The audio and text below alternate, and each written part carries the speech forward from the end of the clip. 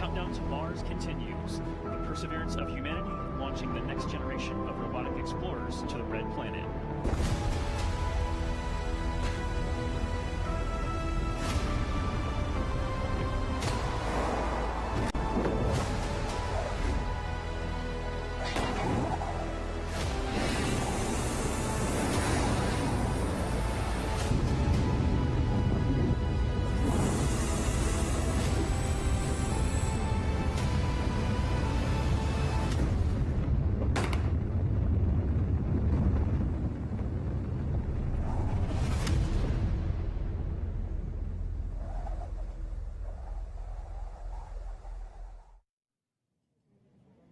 Welcome to NASA's Jet Propulsion Laboratory in Southern California.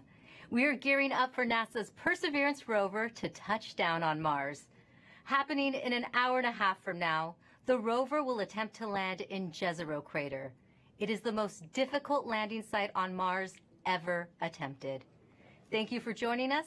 I'm your host, Raquel Villanueva. In the past, mission team members gathered in our mission control for landings. But this time around, we have COVID safety measures in place. Today's landing will look a little different than what you've seen before. I am in a room by myself, and so is my co-host. Here in the Spaceflight Operations Facility, team members are in different parts of this building. Some are in mission control, others are upstairs for landing operations. We also have isolated rooms for our guests on this show. In total, we have 8 locations covered by 14 robotic cameras that you will be seeing. One of those locations is the dark room, the heart of NASA's Deep Space Network. Think of it as a giant communication switchboard. This is where spacecraft phone home to us from across the solar system and interstellar space. The Deep Space Network has been tracking Perseverance since it left Earth. And there are lots of ways you can watch landing today. We have a 360-degree camera inside the control room. It lets you experience the landing right along with the team while seeing this broadcast. We also have the clean feed. It shows an uninterrupted view of mission control and audio. También tenemos un programa en español. To tell us about it is host Diana Trujillo, who also works on the mission.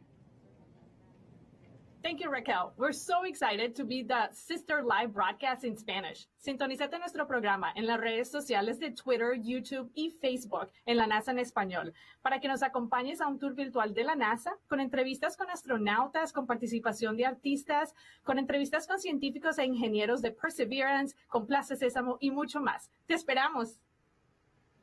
Gracias, Diana. And don't forget, we want to see how you are watching the landing today. Use the hashtag Countdown to Mars to send us your photos and videos. To preview what interviews are coming up is my co-host from the JPL News office, Marina Jurica. Thanks so much, Raquel. The excitement is building behind me right here in Mission Control as we count down to the Perseverance landing. We will be talking to some of the many people who made today possible, from scientists to engineers on the Mars 2020 Perseverance rover team to folks from NASA headquarters giving us a look into the future of Mars exploration. A little later, we will also be speaking with the students who named the rover and the helicopter. Inspirational stories as we prepare for another landing on the Red Planet. Back to you, Raquel. Thanks, Marina. Let's give a shout out to the students around the nation learning about Perseverance's mission to Mars with their teachers. We're happy you're with us on this exciting day. Later in the show, we will be answering some of the questions you submitted through your classrooms. Landing on Mars is complex. The team will be calling out milestones as they happen. It's fast-paced, and you'll hear lots of technical terms. To help us translate and explain what is going on in Mission Control is Swati Mohan. She is part of Perseverance's landing team. Thanks for guiding us through landing today, Swati. Hi, Raquel. I'm happy to be here today. So, Swati, what is the status of the Perseverance rover right now? So Perseverance is still in space right now, about 9,000 miles from Mars. So far, she is healthy and on course. And it takes time to send signals between Earth and Mars. Can you let us know how that affects the information you are seeing? So Mars is about 127 million miles from Earth right now.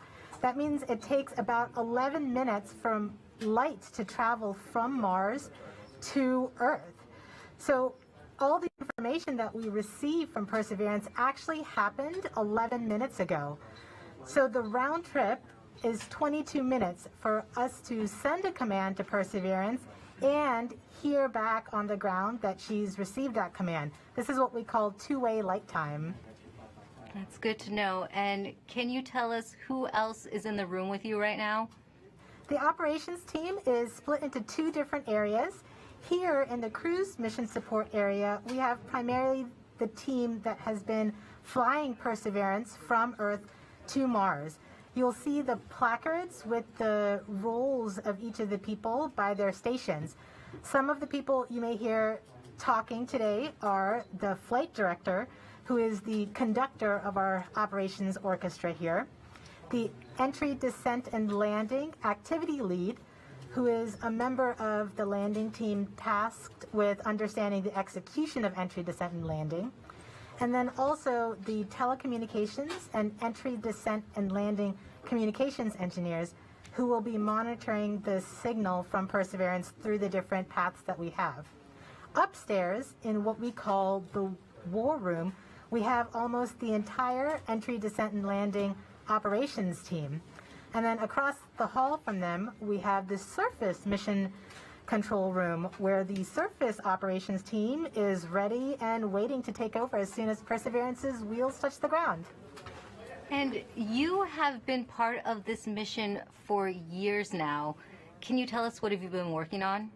I've been working on Perseverance for almost 8 years now as a guidance, navigation, and control engineer, working primarily on entry, descent, and landing. One of my big tasks was to help with terrain relative navigation. Perseverance will be the first mission to fly terrain relative navigation. So while she's descending on the parachute, she'll actually be looking at the ground with a camera, seeing where she is with respect to the Martian surface, and choosing a safe spot to land that she can get to. After so many years of working on the mission, it's an honor to be here today as the mission commentator. We're happy to have you here. Thanks, Swati. We'll be checking back in with you in just a few minutes as Perseverance approaches its next milestone. Sounds good. But for now, let's learn more about the rover's mission once it lands on Mars. You know, Mars is the closest place that we can reach with robotic exploration that we think had a really good chance of having ancient life. The Perseverance rover will land at a location called Jezero Crater. Jezero Crater is a very interesting place. It's a crater that once held a lake. There are a lot of craters on the surface of Mars that could have once hosted ancient lakes, but not every crater that we think had a lake actually preserves evidence that that lake was there. It had an inflow channel and it had an outflow channel. That means it was filled. The crater was filled with water. In Jezero, we have probably one of the most beautifully preserved delta deposits on Mars in that crater. This is a wonderful place to live for microorganisms, and it is also a wonderful place for those microorganisms to be preserved so that we can find them now so many billions of years later. There is no other place on Mars that has the unique combination of a lake setting, a beautifully preserved delta, and the diverse mineralogy that we have in Jezero Crater. So it's truly a special landing site. The major goal of the Perseverance mission is to investigate astrobiology on Mars, and in particular, to address the question of whether life ever existed on Mars. The Perseverance rover starts with a design that's very similar to Curiosity. We've added to it a whole new set of science instruments, and these science instruments were purposefully selected to help us in the search for biosignatures. We're going to be taking microphones with us. For the first time, we're going to have that human sense on another planet.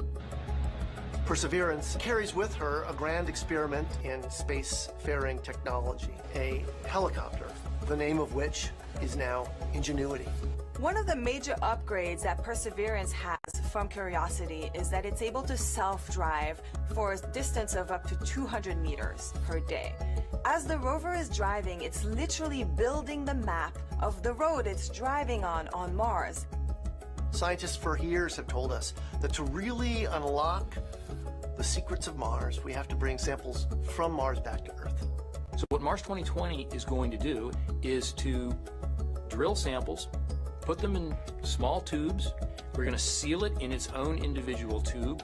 We set them on the surface to provide a target for the second two missions, which hopefully will get in development in the next several years and could potentially get the samples back to Earth by 2031.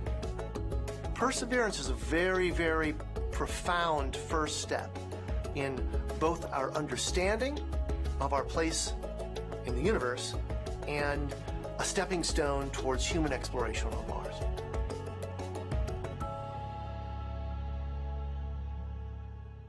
You are watching live Mars landing commentary, and Perseverance is about to reach another important milestone. Swati, can you tell us what is happening? We are at a milestone where the operations team determines whether they're ready to turn off the transmitter to Perseverance. Turning off the transmitter is like taking your hands off of the wheel. At this point forward, Perseverance would be on her own to execute entry, descent, and landing over 500,000 lines of code. Let's listen in. Go. Propulsion. Go. Art lead. Go. Team chief. Go. Ace. Go. Launch cruise phase lead. Go. Deputy mission. Go. EDL phase lead. Go. Mission assurance. Mission assurance is go. Chief engineer. Chief is go. Project manager. Projects go. Mission manager, all stations are go for transmitter off. Copy flight, go for transmitter off. There you have it, Raquel. We have deemed Perseverance ready to execute entry, descent, and landing on her own. Thank you, Swati. As we just heard, Perseverance is now operating on its own as it cruises closer to Mars. To help explain what this mission means for the agency is NASA's Associate Administrator, Thomas Zurbuchen. Thomas, this is our 5th rover sent to Mars since 1997. Can you tell us how Perseverance is going to kickstart a new era? Wow, this is such an important day today, and it really is the beginning of a new era in a sense that we're going from exploration, with experiments on rovers, looking around, doing analysis, to the sample return phase, in which we're not only looking around, looking at the geology, but really turning our rover into a robotic geologist and astrobiologist, collecting samples that we will bring back to Earth. And for us, of course, those are where the best laboratories are of all of humanity. Some of them still remain to be explored by some that are not yet in the science community yet. And that's what we're looking forward to. It's that new phase. The other element that I want to talk about is the amazing technologies that are there. And of course, one of my favorites is the Ingenuity helicopter, this in search of this extraterrestrial Wright brothers moment, controlled flight for the first time elsewhere, Raquel. Great. And we have a student question on video for you from Macy. Hi, my name is Macy Ragsdale. My question is anything alive on Mars? Thank you. Well, Macy, I'm so glad for your question. That's a question I ask myself. Is anything alive there? And frankly, at the surface where we're going right now with Perseverance, we do not believe there's anything alive right there because of the radiation that's there. It's chilling, cold, and there's really no water there. But guess what? We think that 3 billion years ago, this looked like a stream that you may see on Earth. And frankly, a lot more similar than Earth, with water with a magnetic field, just like the Earth with an atmosphere. And the question is, at that time, 3 billion years ago, were there single-cell organisms, just of the type that developed on Earth. So is there life on Mars overall? We don't know, but where we're going right now, we're really looking for ancient life, and that's what we're so excited about. Thank you for your time today, Thomas. And thanks to everyone who has been using the hashtag Countdown to Mars. Here are some of the photos that you've sent in so far. Let's take a look. Now, please keep sharing with us how you are watching this moment today. For now, let's go back to Swati for an important update to what's going on in mission control as we get closer to another milestone. Hi, Raquel. This next milestone is a communications pole.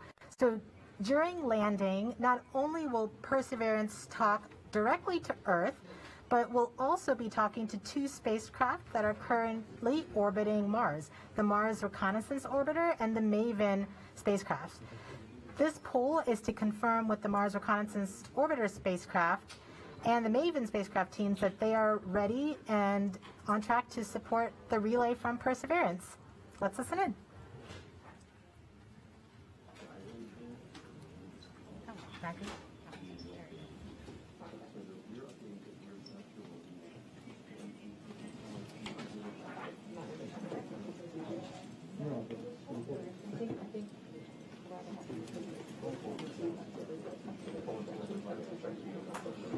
EDL comm flight.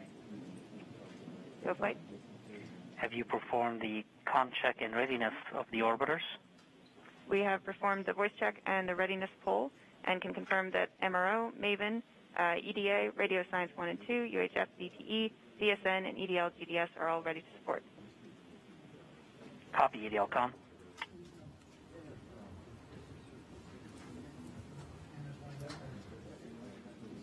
So we've just heard that we have confirmation from each of the different orbiters and all of their support equipment on the ground that they are ready and are on track to support the relay from Perseverance. Great, thank you, Swati. And we just heard that communications readiness poll, which means we are ready to relay the data Perseverance will send to get a better idea of what the rover looks like as it approaches Mars. We have a NASA program called EYES. The visualization lets anyone watching track Perseverance. Here's how the program works.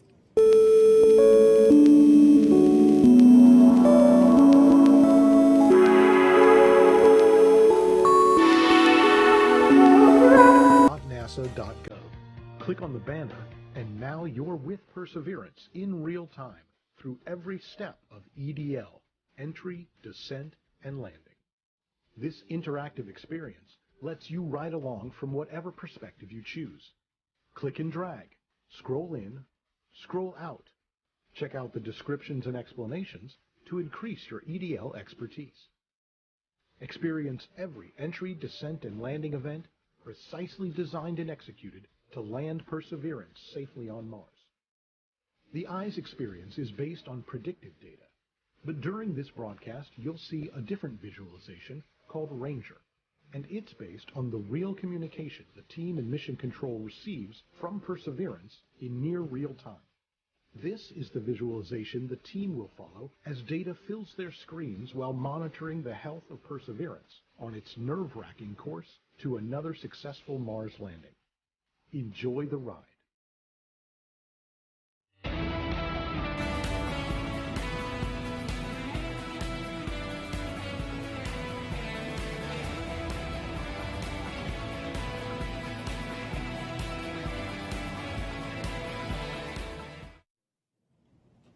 You are watching live Mars landing commentary. Stepping outside Mission Control to talk to us is Perseverance System Engineer Matt Smith. Thanks for joining us today, Matt. Hey, Raquel. Well, coming from Mission Control, we are going to hear terms related to landing. Can you help us understand what some of them mean? Sure, definitely. One thing you'll hear a lot about is telemetry. So telemetry is just our way of talking about data that's coming from the spacecraft and telling us important things like temperatures on the vehicle, pressure, how much fuel we have left, and other things that we need to understand for the health and safety of the vehicle. You'll also hear the word nominal, hopefully. Nominal means everything is expected, everything is okay, we're good to go. You'll hear also a lot about velocity and deceleration. So velocity is just our speed combined with the direction we're going. And deceleration is our slowing velocity. So we're coming in at over 12,000 miles per hour, and we're going to slow down to a nice, comfortable 2 miles per hour at landing, and that's our deceleration. Speaking of landing, you may hear a couple important terms at landing itself. One is RIMU stable. So the RIMU is a device on the rover that measures the rover's orientation and whether it's moving. So we want a nice stable landing spot without any motion. You'll also hear UHF stable, hopefully. UHF stable refers to good telecommunications link with the rover and indicates that we've had a good separation between the descent stage and the rover after the sky crane maneuver. Finally, you may also hear Tango Delta nominal or touchdown nominal. That means we've touched down on the surface of Mars within the expected range of safe landing speeds. Thanks for that breakdown. Now, this is your first Mars mission. What have you learned from this experience? Yeah, one of my takeaways is that you can almost never be too careful when it comes to Mars. You definitely can't take Mars for granted. You know, we've checked and double-checked and triple-checked everything on our way to Mars. And, you know, even though we've done this once before using the sky crane technique on the Curiosity rover, you know, I think everyone's going to have their, everyone's going to hold their breath until we're on the surface of Mars this time around. And we have a social media question coming in. Nor the Door on Instagram asks, how complicated is the automated landing sequence and who wrote the code? Yeah, it's quite complicated. The automated landing software needs to do literally hundreds of things all on its own, just right with sub-second timing accuracy. And it's the result of many hundreds of people over many years, stretching all the way back to Curiosity and then improved for the Perseverance landing today at Jezero Crater. Great. Thanks for your time today, Matt, and good luck. Thanks. Now, landing on Mars is hard. Landing on Mars during a pandemic is even harder. The team behind the Perseverance rover faced one of its biggest challenges when the coronavirus pandemic struck. Here's how they kept the mission.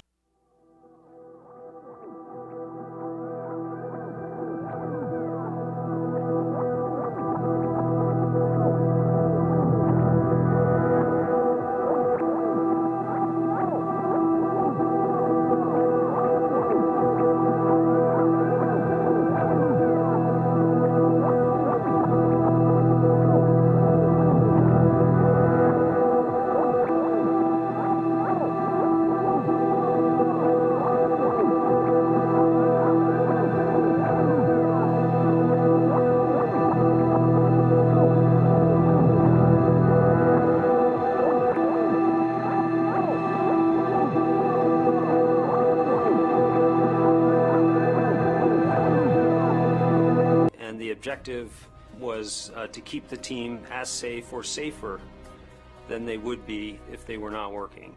You know, putting a spacecraft together that's going to Mars and not making a mistake, it's hard no matter what. Trying to do it during the middle of a pandemic, it's a lot harder. And liftoff. As the countdown to Mars continues, the perseverance of humanity launching the next generation of robotic explorers to the Red Planet. Certainly never done something like this before. Try to lead a team that's flying a spacecraft on the way to Mars while getting ready for landing, while doing it all from home. There's no doubt that working in isolation, not virtual isolation, but in physical isolation from everyone else, is a challenge. We had to rethink and redesign what it meant to operate a spacecraft in flight when we couldn't all be in the same room in mission control, seeing the data come down from Perseverance. It was a major change going to that, you know, looking at everyone on a screen instead of in person. Because of the pandemic, you can't, you know, just pop over your cubicle wall and talk to the person next to you. It's definitely been a challenge to figure out how to communicate and get everything done remotely, but we've managed to make it work.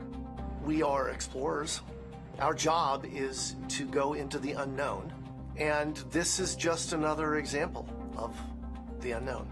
We're really doing something that's transformative and trying to understand whether or not life evolved on another planet. That's the fundamental objective of this mission. We're all still connected by this incredible mission and this wonderful team that we have the opportunity to be a part of. So that keeps at least me going. Pretty much everybody that I've talked to that's associated with the mission has said the same thing, which is you could not have come up with a better name than Perseverance. It's an amazing serendipity that we get to persevere through working on Perseverance.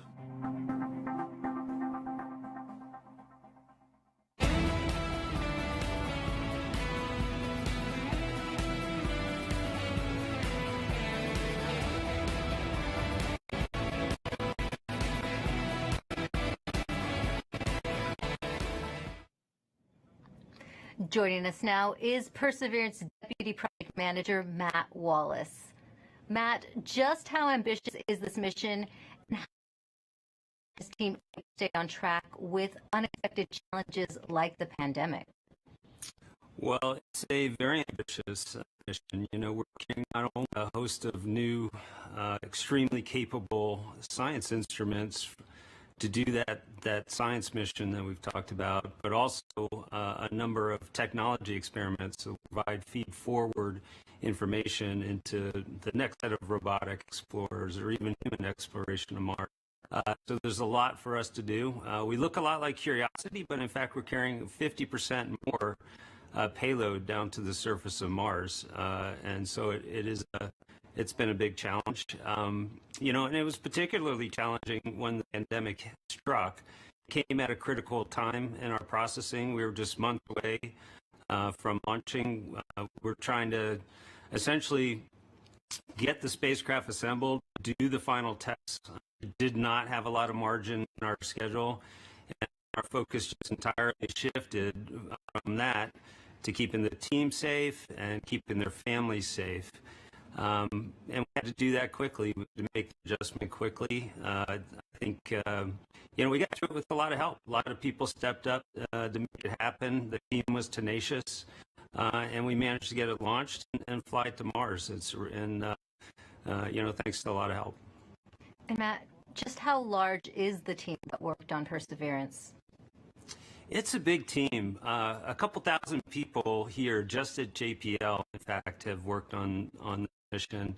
And then almost every other NASA center has contributed in some significant and critical way as well. We have over 1,000 industry partners that have provided hardware into this mission from 44 different states, 60 different cities, and of course we have international contributions from Europe and many other international providers as well. So it's a big team. It's taken a lot of people to get us to where we're at. That is a big team. This is the most difficult landing site ever attempted. Now, why do you think Perseverance is ready to land in Jezero Crater now?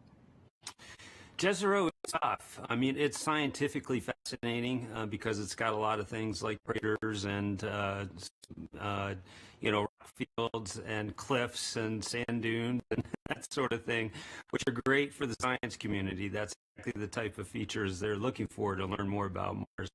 But they're all landing hazards for us. And so we've had to add new technology to relevant navigation, which is the ability essentially to divert away from hazards.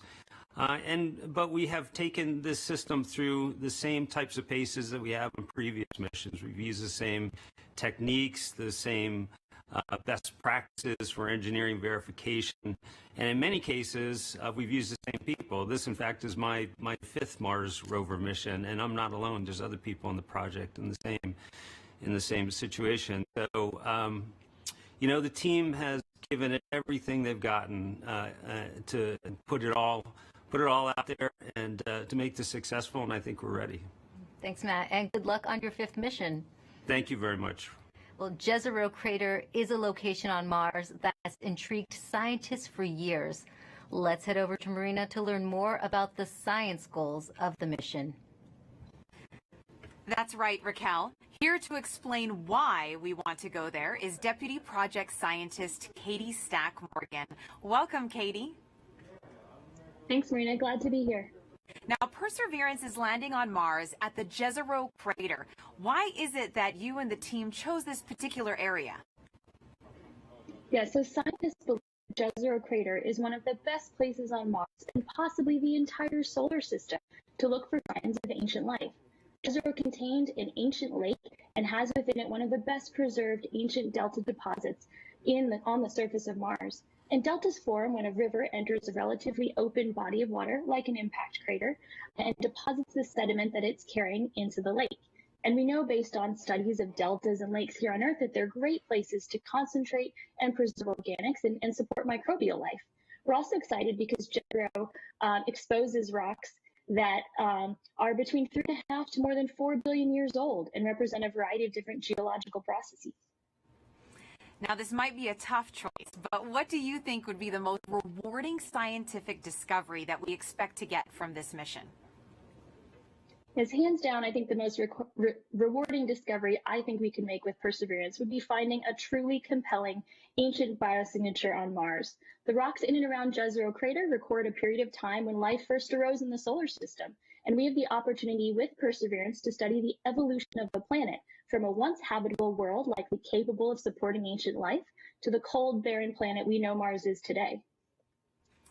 And why do you think, Katie, it's so important to find out if there really is or was ancient life on Mars? Well, the question of whether there's life beyond Earth is one of the most fundamental and essential questions we can ask. And our ability to ask this question and develop the scientific investigations and technology to answer it is one of the things that make us as a species so unique. And based on everything we know about Mars in the past, it absolutely should have been capable of supporting ancient life. So we can find out an answer to the question, where there were habitable environments, was there life? And studying the possible emergence of life on ancient Mars can also help us better understand the conditions that led to life on our own planet. That's so fascinating, Katie. Now we're going to take a question from a student, Vara. Hi, I'm Vara, and my question is, why was Mars able to sustain lakes and rivers ages ago, but cannot now? Isn't it cold enough to make water, and isn't it always? Thank you. Yeah, that is such a great question.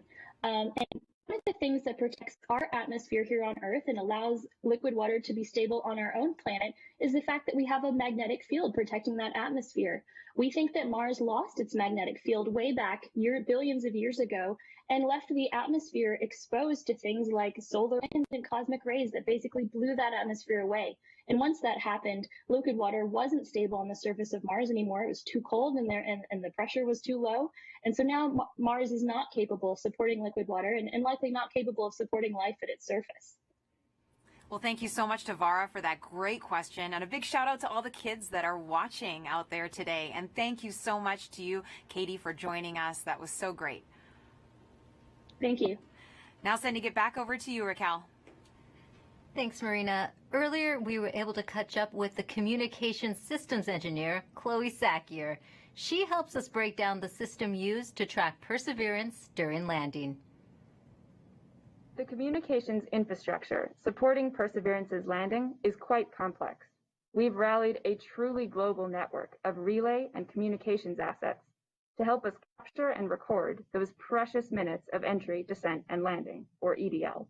We receive a stream of engineering telemetry via these communication assets that helps us see and understand exactly what's happening. Perseverance sends direct-to-Earth X-band tones, each of which provides us with indications of critical entry, descent, and landing events. During entry, descent, and landing, we have 2 Mars orbiters listening for the ultra-high frequency, or UHF, signals from Perseverance.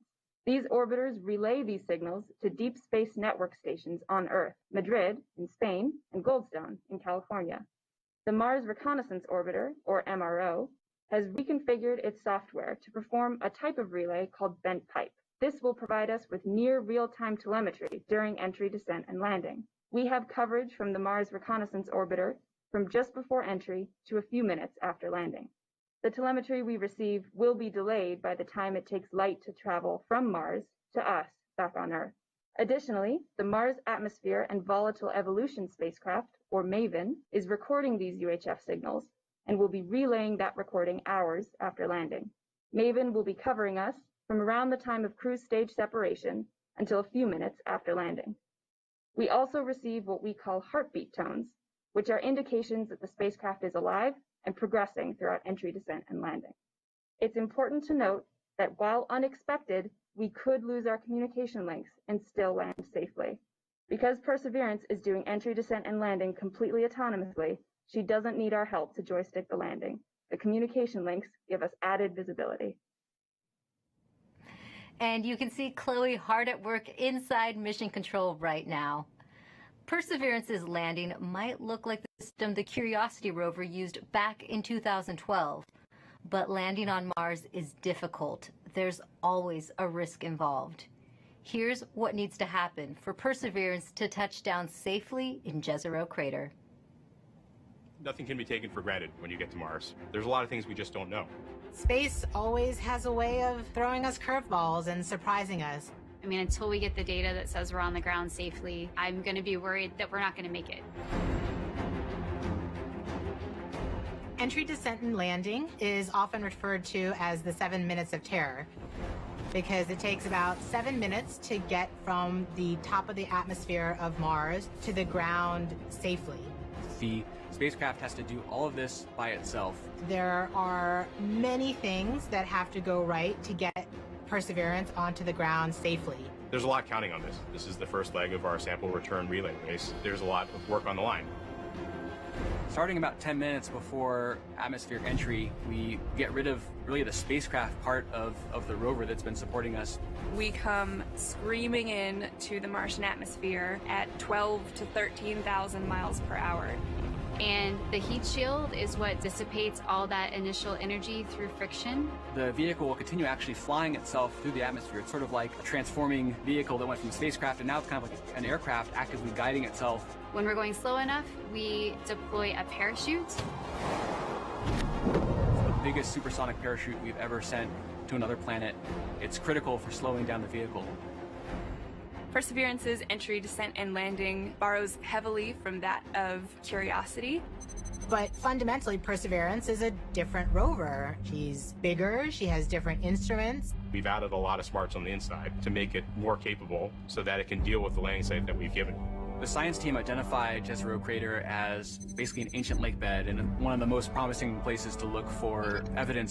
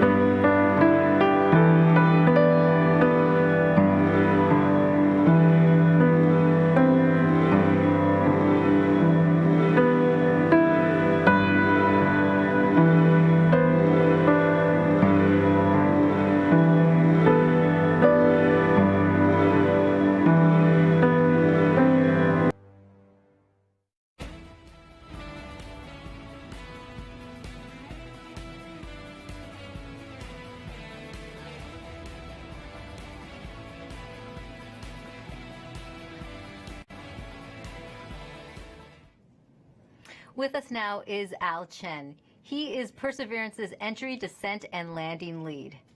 Al, you were part of the Curiosity rover landing. Does it get any easier the second time around?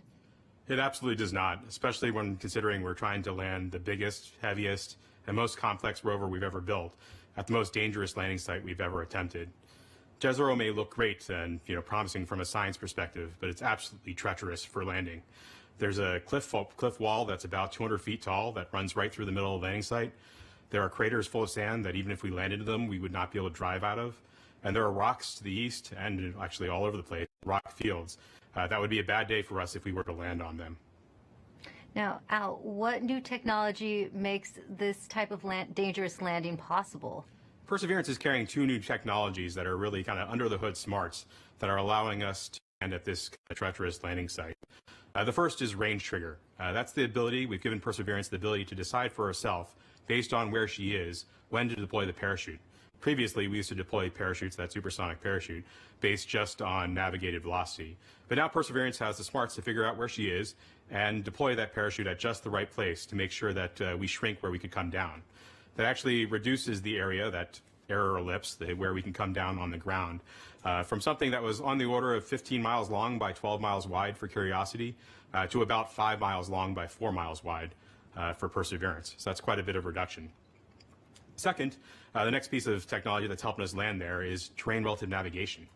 In the past, after we've popped off the heat shield, we've taken pictures of the ground as it's been coming up, but we haven't really done anything with them. This time, Perseverance is carrying a camera to take pictures, but also a kind of second brain to help it figure out what those pictures are telling it and match it up with an onboard map from a satellite. That allows it to figure out exactly where she is. Suddenly then, she can then fly to safe spots that are nearby once she really knows where she is. It allows the site to not have to be as flat and boring as a pancake as some of our past sites have been, the entire area we could come down. Now we just need little pieces of that site to be small enough and safe enough for us to land in safely and fly there after we've gotten rid of the parachute. And we also have a social media question coming in. Sansakari14 on Instagram is asking, how does the Sky Crane decide where to move itself after the payload lands? After the payload lands, after the rover touches down, the Sky Crane, the descent stage, which is that rocket-powered jetpack above it, the first job, of course, is to make sure you don't hurt the rover. So it'll turn forward or backward so that the engine plumes don't pass over the rover. So it'll come up and start to turn. And it'll go in whichever direction is closest to north. So it can either go forward, if that's the way north is, or go toward the rear of the rover, if that's where north is. And it'll fly about a third of a mile or so away. Thanks for talking to us today, Al. Thank you very much. Now, let's head back to Mission Control for an update from Swati. Hi, Raquel. So remember that command that we sent at around 11:35 to turn the transmitter off?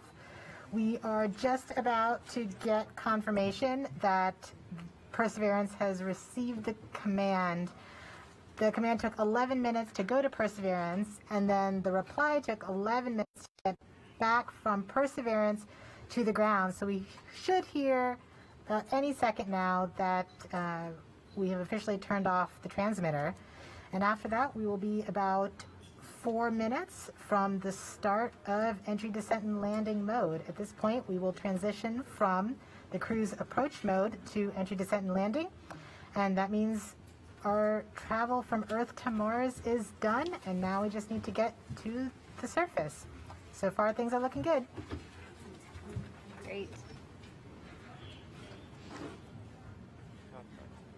Oh, this is CAD 3, ready to show estimated miss distance for OD 132.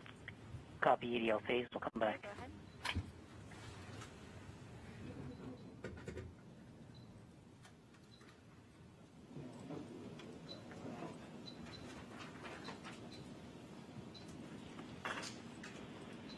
Flight Ace. Go Ace. Our tracking stations have all confirmed the results of the transmitter drive off and in lock one way. Copy Ace. GDS flight. Flight GDS. At this time, I'd like to disable the alarms before EDL main. So please disable all the alarm files and start a new downlink session. Copy that. EEP. Copy that. Proceeding now. Confirmation that we are now officially one way and the transmitter is off.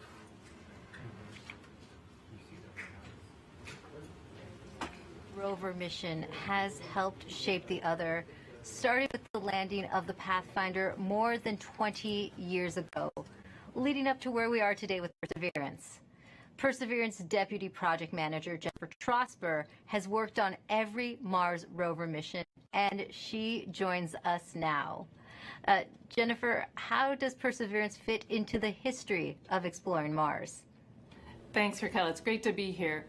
Well, Perseverance is NASA's 5th rover on Mars, and I've had the privilege of working on every one of them.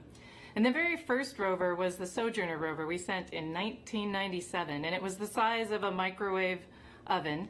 And even at that small size, Sojourner was able to transform the way that we explore Mars, from stationary landers to small roving robots that go from place to place, just like a geologist would on Earth. So once we had that roving capability, then we sent our twin rovers Spirit and Opportunity. Spirit and Opportunity were tasked with finding evidence of ancient water on Mars.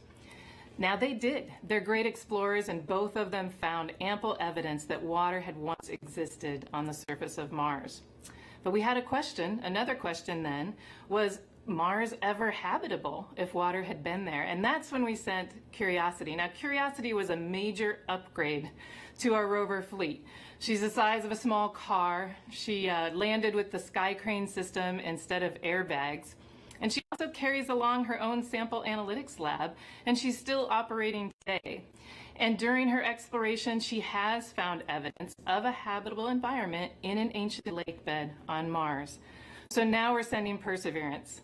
Perseverance is tasked with answering the question and looking for evidence of ancient microbial life on Mars. And in order to do this, she has to be the smartest and most capable rover we've ever sent. Speaking of Perseverance, can you tell us more about how Perseverance is smarter than its predecessors? Yes, we've made a lot of upgrades to help her along with the surface mission. One of them is for her autonomous traverse capability.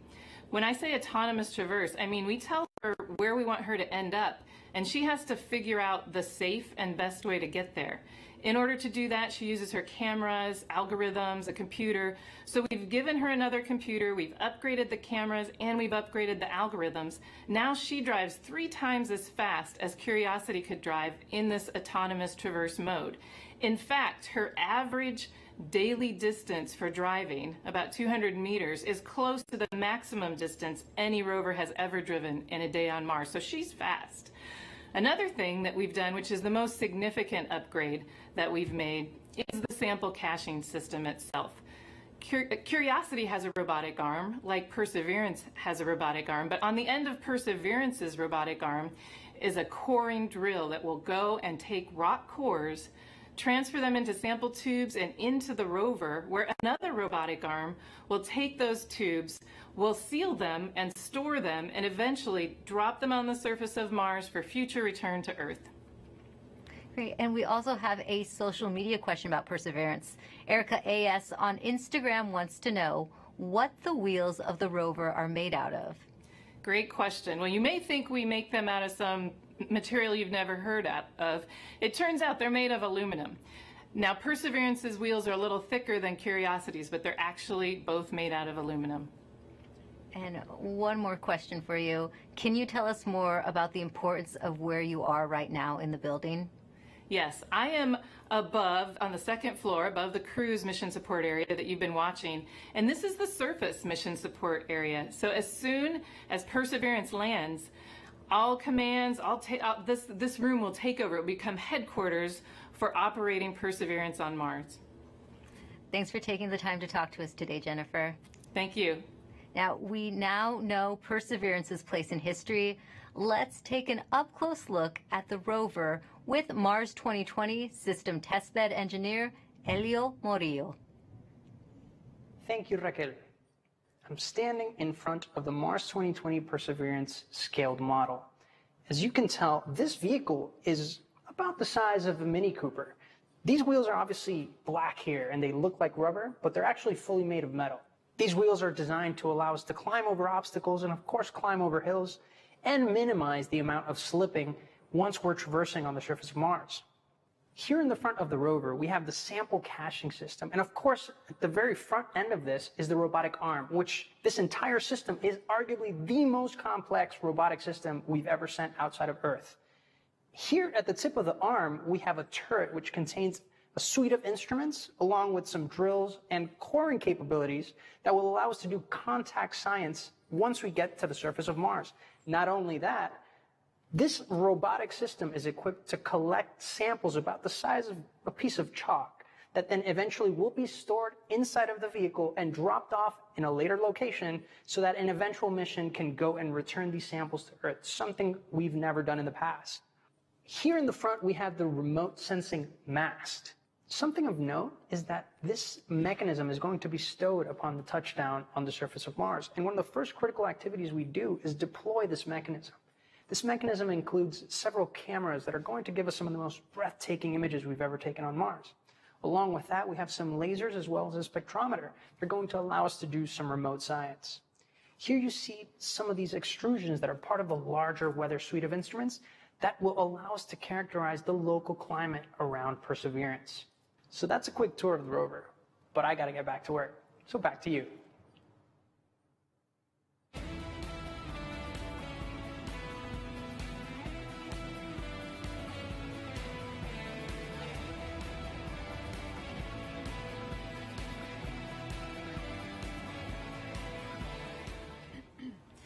Perseverance is collecting samples of Martian rock for future return to Earth. We've heard that scientists have been wanting to bring Martian samples back for many generations. And here to talk a little bit about that is NASA's Planetary Science Division Director, Lori Glaze, who joins us now to talk about the role Perseverance will play in NASA's future goals. Welcome, Lori. Hi. Now, as you just heard, we've heard that scientists have been wanting to bring back these Martian samples for a very long time. Why do we need to bring them back? That's really a great question. You know, we actually have examples of Mars already here on Earth that came here as meteorites.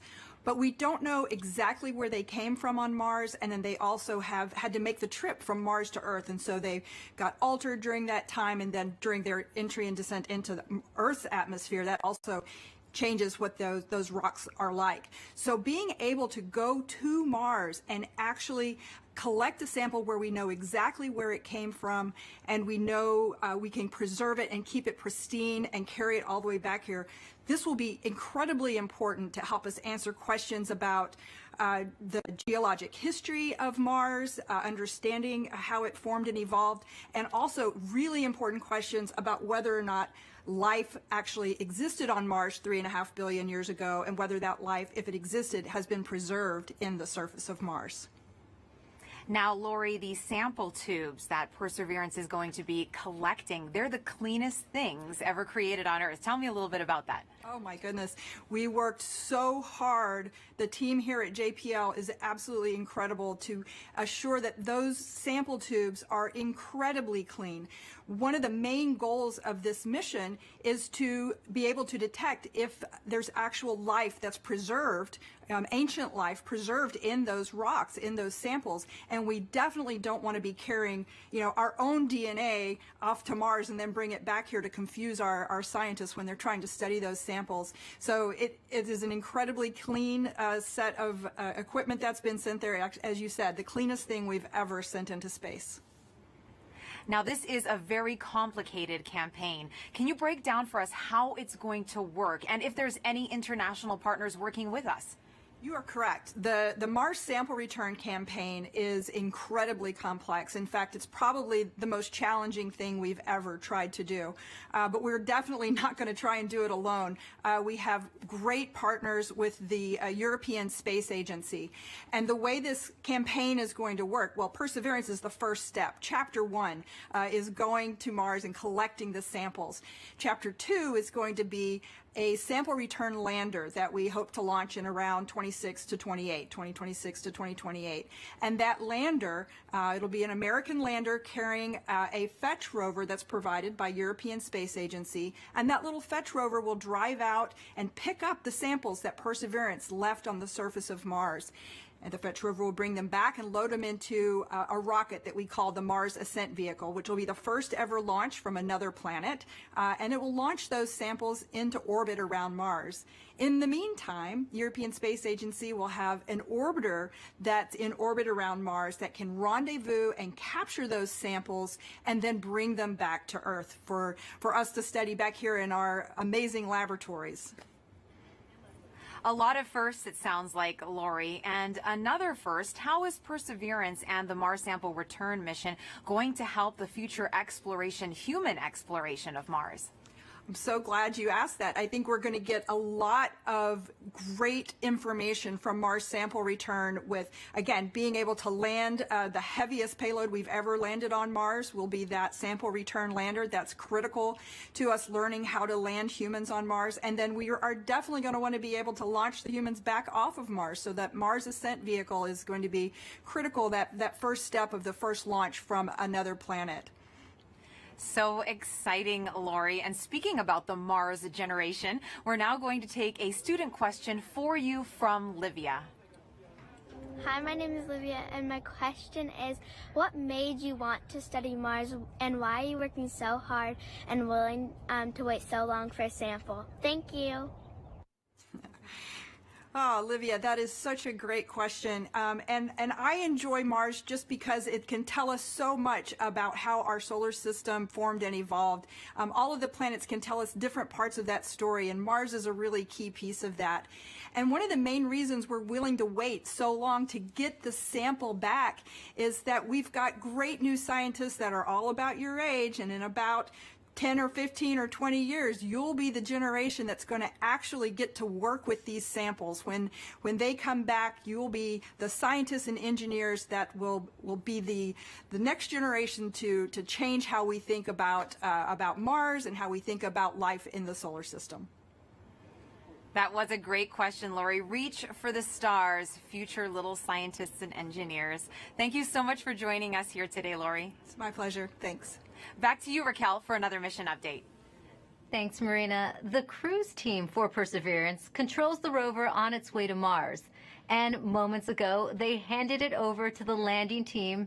And it looks like team leaders in mission control are about to talk to both teams. So let's listen in. The CBM change, as I mentioned previously, is to the EDL reserve two-way non-coherent route. Activity. Copy flight. EDL phase, go ahead. I think I'd like to see pep talk, I guess, to the team. All right. I'm terrible at pep talks. I think my reputation precedes me there. And look, I know this hasn't been easy, right? I'm not even sure we've even been all in the same room at the same time. I mean, I'm staring at folks across the internet as well. Even now, right? Only. Yeah. Voice check. Okay. I do want to just extend my heartfelt appreciation from the EDL team to the launch cruise team. You've done everything we've asked for, right? I mean, you've battled anomalies, you've dealt with Cephis, you've done everything. You delivered a healthy spacecraft to the place that we want to go, and she's right on target, right? You did the last maneuver literally 2 months ago, right? This is pretty incredible, in my opinion. And she's armed with the right information to help us land. Doing the parameter update last night, we're ready to roll. You've done everything right. And you've put up with us too, right? You've put up with our eccentricities and the things we like to do in EDL land. So I very much appreciate that. So you all should sleep in on Friday, since you guys have earned it. Thanks for literally and figuratively putting us in the right position to succeed. And let's land on Mars together. Copy EDL phase. And as flight director, I also would like to thank the whole team, cruise ops, EDL ops, EDL team, and the surface ops as well. It's been an amazing journey. I think we all know that. And it's been my honor and pleasure to work with you all side by side. And your tireless efforts and endurance in the face of our challenges has been truly, truly inspiring. So kudos to you. Mission, would you like to say something? Yeah, just echoing the same words that Al and Magdi have mentioned. You guys have overcome great obstacles in the last 6.5 months, and it started with an earthquake in this room on launch day at L-20 minutes. So I can't be more proud than all of the achievements that you guys have pulled off in the last 6.5 months. Whatever happens in the next hour and a half, you can be proud of the achievements that you've accomplished so far. I look forward to seeing you on the other side, and I only wish that the rest of our team could be sharing this moment with us. This is a very unusual event. This room is only half as full as it would be if we weren't in this pandemic. So missing everybody on the team who's not with us here today. And go EDL. Welcome to the EDL family.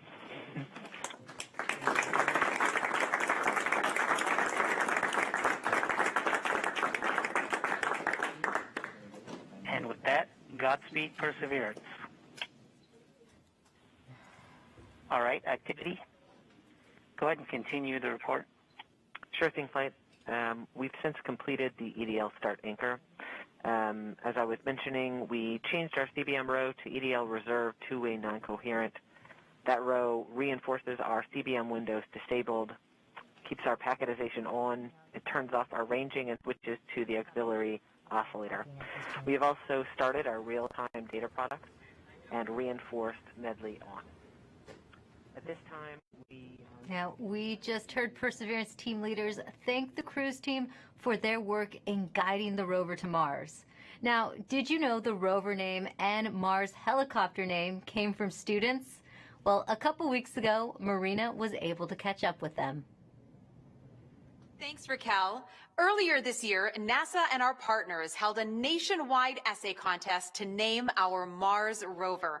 Alex Mather, a 7th grader from Springfield, Virginia, submitted the winning essay that was selected by NASA from a field of more than 28,000 entries from K through 12 students in every state in the U.S. Vanessa Rupani's essay for Ingenuity was so compelling, NASA thought it would be a perfect name for the history-making helicopter, a technology demonstration carried aboard the Perseverance rover.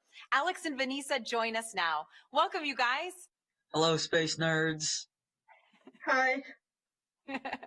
Now, you got to go to Florida and watch the launch live back in July. Alex, what were you feeling as you saw that rocket launch into the sky?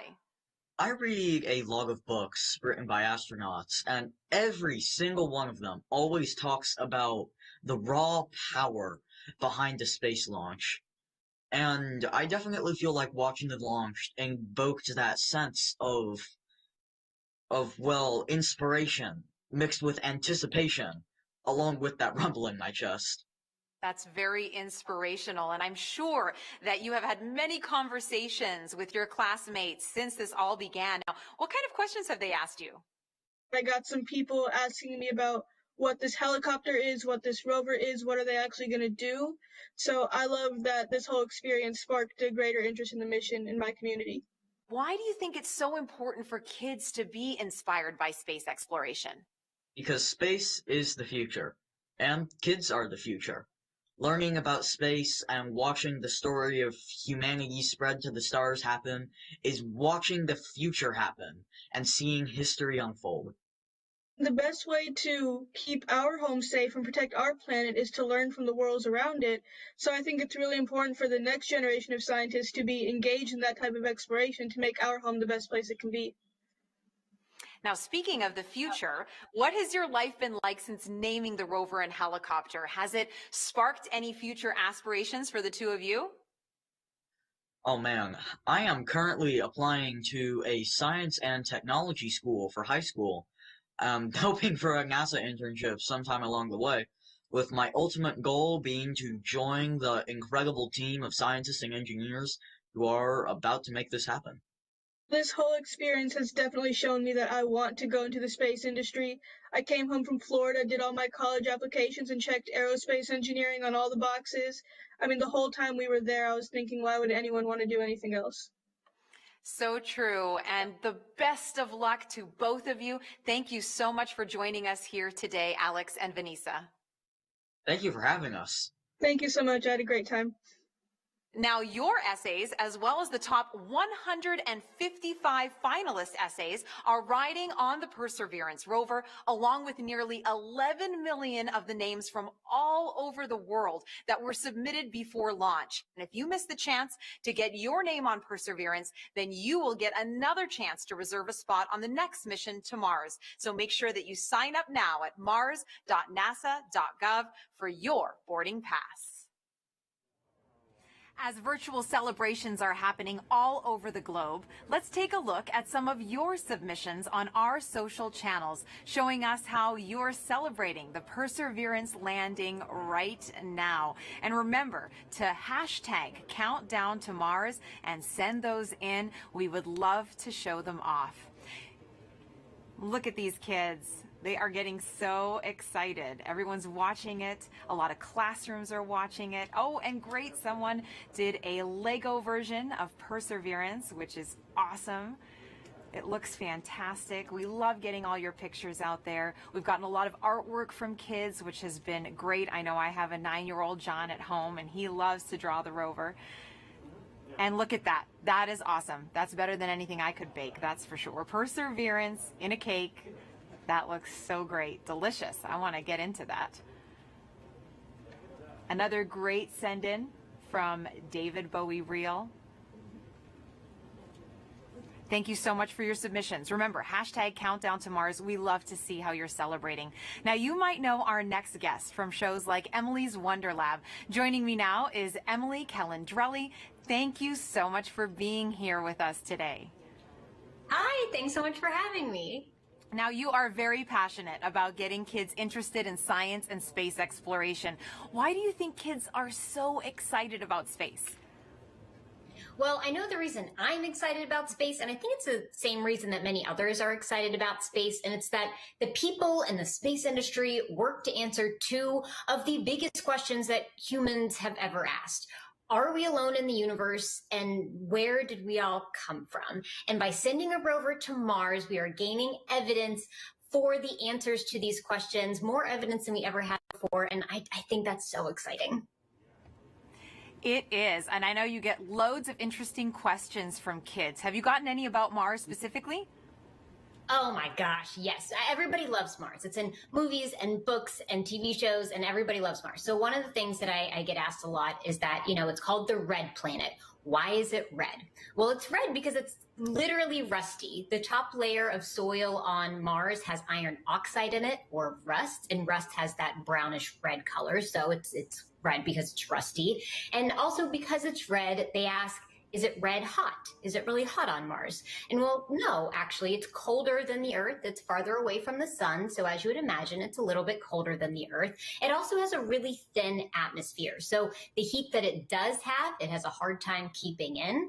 And so it's a little bit colder. But then I also get asked, what would I weigh on Mars? That's a really fun question. So on Mars, it's a little bit smaller than the Earth, so the gravity there is weaker. It's about 3/8 the gravity that we have here on Earth. So if you weighed 100 pounds here on Earth, you'd weigh 38 pounds on Mars, or 100 kilograms here on Earth, 38 kilograms on Mars. Those are all super fun. I think even some adults want to know the answers to those questions, Emily.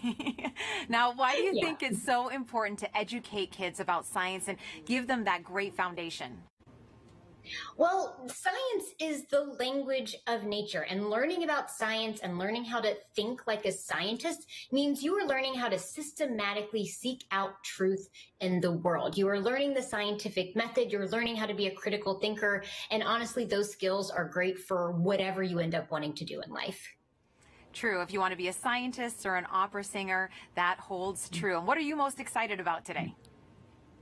I mean, humans are launching a robot to Mars. That doesn't happen every day. I think in all of the hecticness that is going on today and all of the nerves, I just hope everyone can take a moment to sit back and remember that we live in a time when humans have the ability to send a robot to another planet. And that's so cool to me.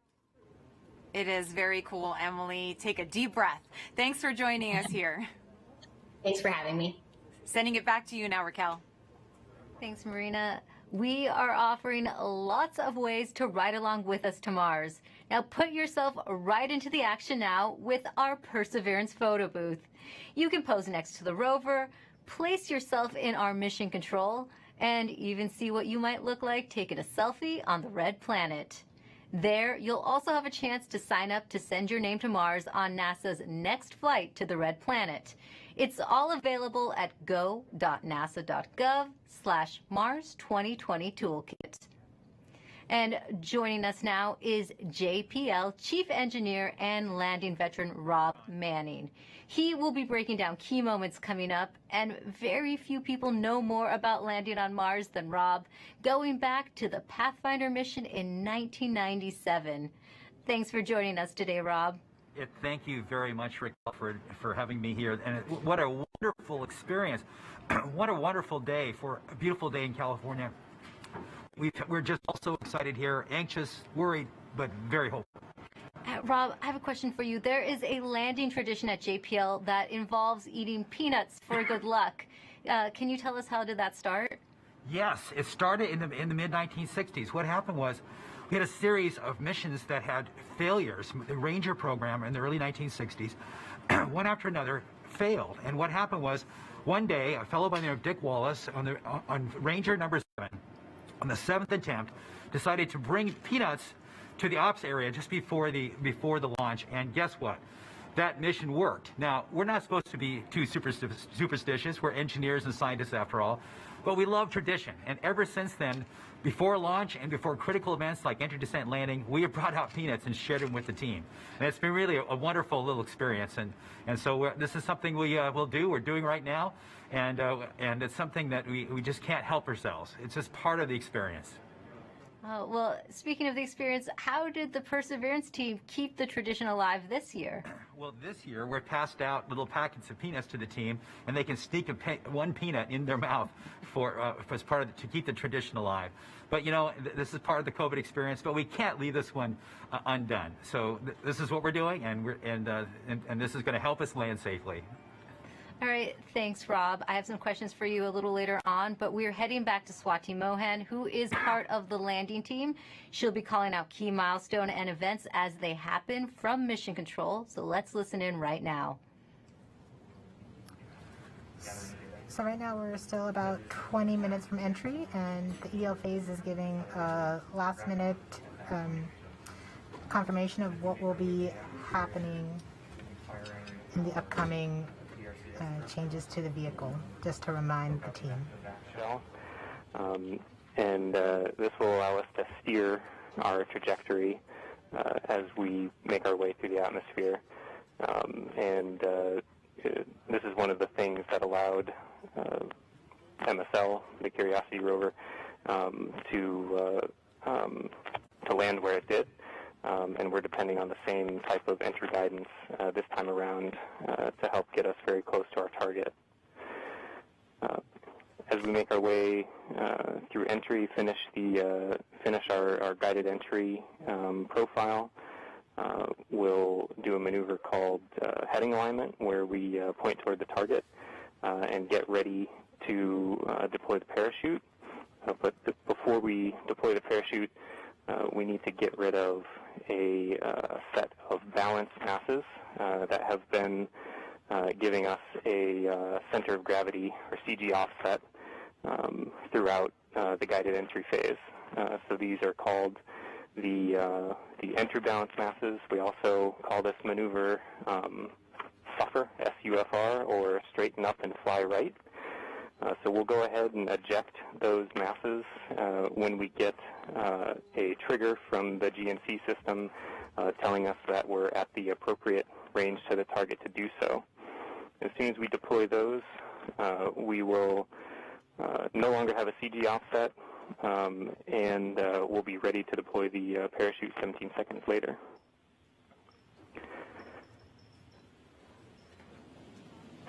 Right where the Perseverance team is sitting now, what's in store for them as we approach landing? I'm going to hold here for EO prep as we're about to start that anchor. Copy, phase 2.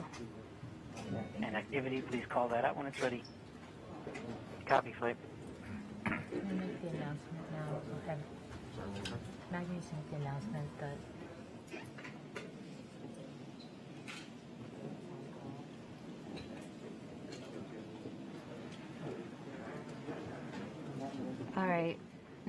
Rob, you've been right where the Perseverance team is sitting now.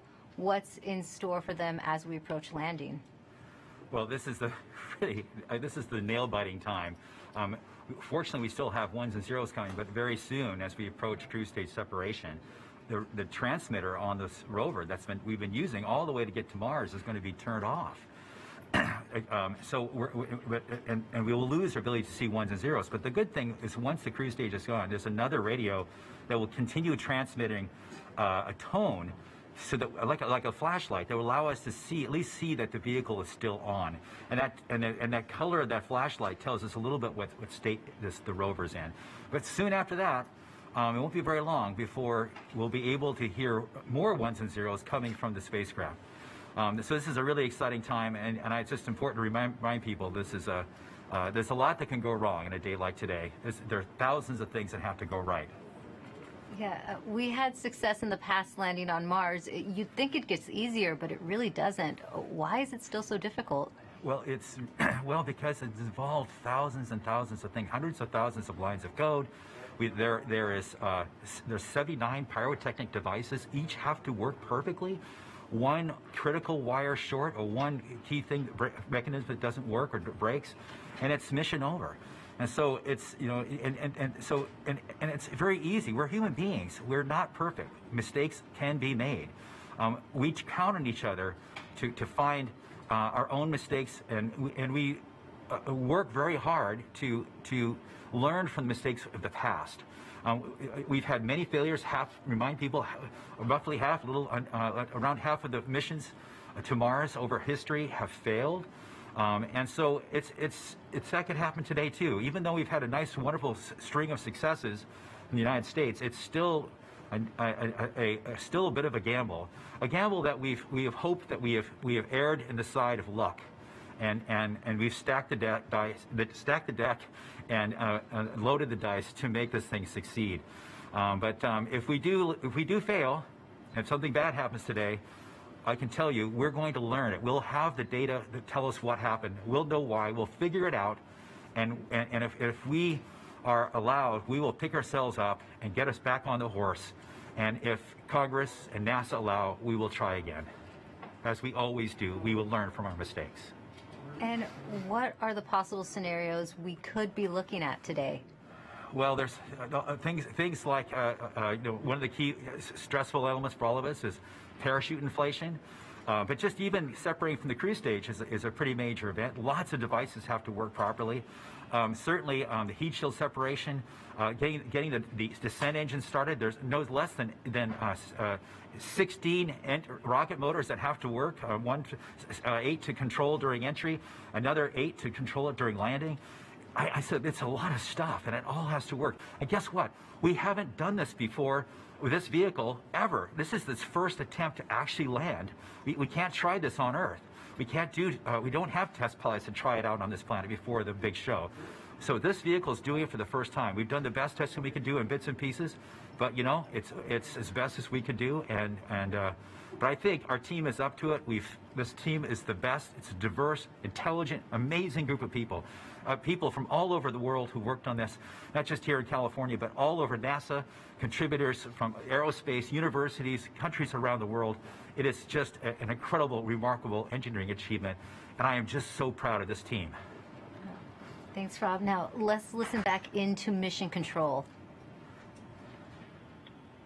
Flight, we're about 14 minutes from entry interface. The vehicle is currently preparing the heat rejection system that has kept the thermal system cool inside the air shell for about the last 6 months. This will allow the spacecraft to more easily cut the line in upcoming cruise stage separation, which is under 4 minutes now.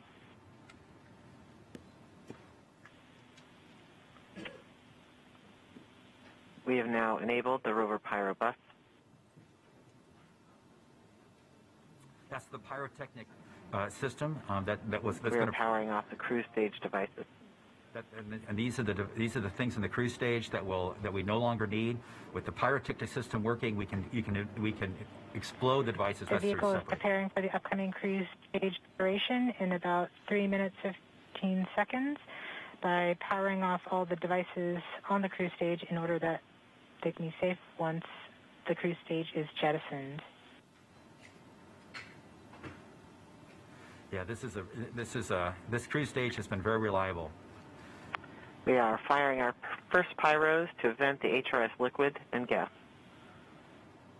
This has been the coolant that's kept the vehicle from getting too hot on the way to Mars. We have to vent it into space. And this is one of the first major events that take place as part of entry, descent, landing. The HRS vent anchor is complete. Yes. We will see the next anchor in approximately 3 minutes.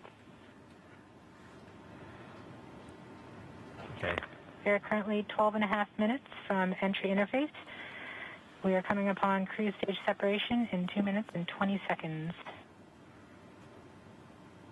What's happening now, Rob? Okay, well, we're just waiting. The Rover is completely in charge. It's doing all the things we've taught it how to do. It's all built into the software. We've tested it over and over and over again. This team has spent 24 hours a day, 7 days a week, testing this thing for years. And so this is really the culmination of all that work. So this vehicle is getting ready to push that cruise stage away. Once it gets pushed away, the entry system with the rover inside, with the rover still in charge, is going to get ready to take the vehicle, turn it to the right orientation, and aim it to Mars, and prepare for entering the atmosphere.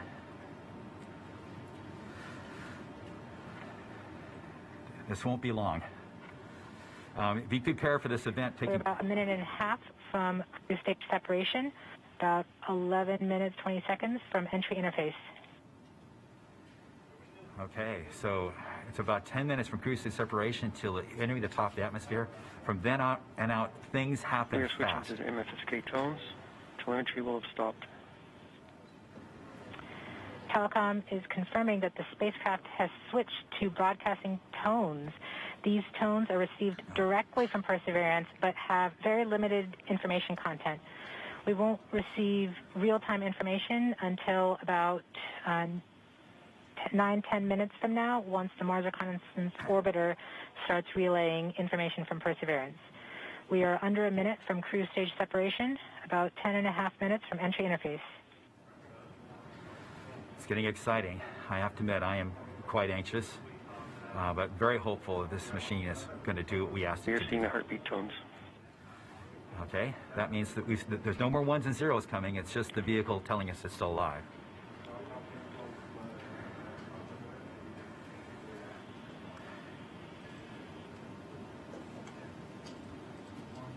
We're continuing to receive tones from Perseverance, standing by for cruise stage separation.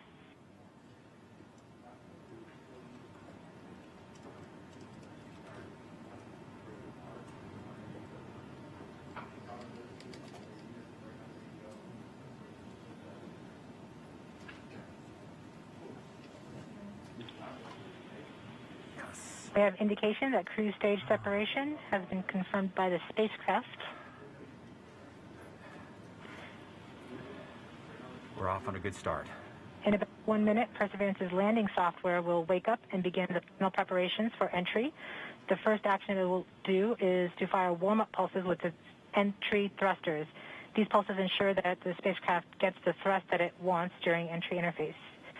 We're about 9 minutes from entry interface.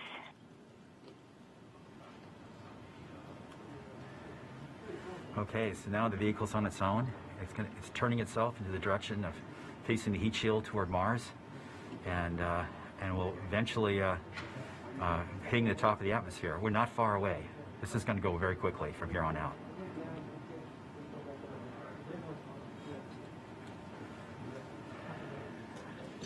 That's confirmation that we got shadowed by the cruise stage as it passed through our beam to the Earth. Telecom indicated actually that we could see a signal that the cruise stage went between the Perseverance entry capsule and Earth. So we saw a little blip, the data stream indicating the cruise stage separation. We have confirmation that the vehicle has started warming up those entry thrusters. Warm-up pulses have begun.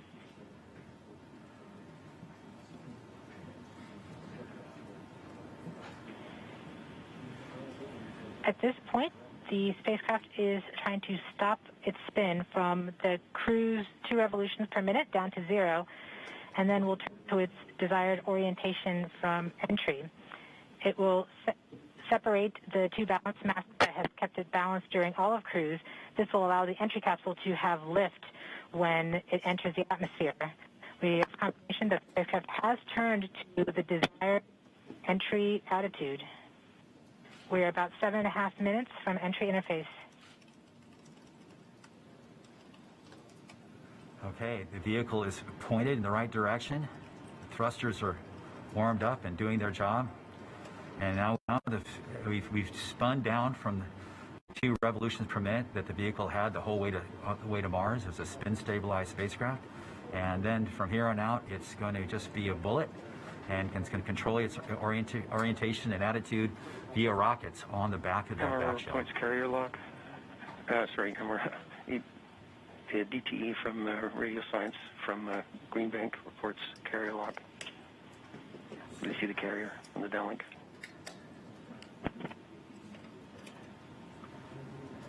Flight level 1. We are continuing to wait for entry interface.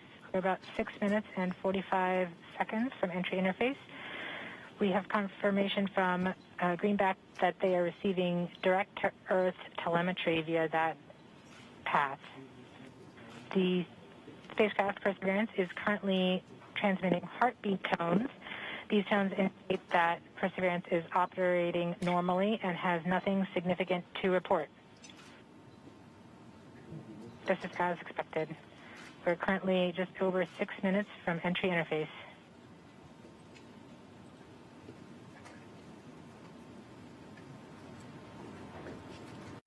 Okay, and now we wait.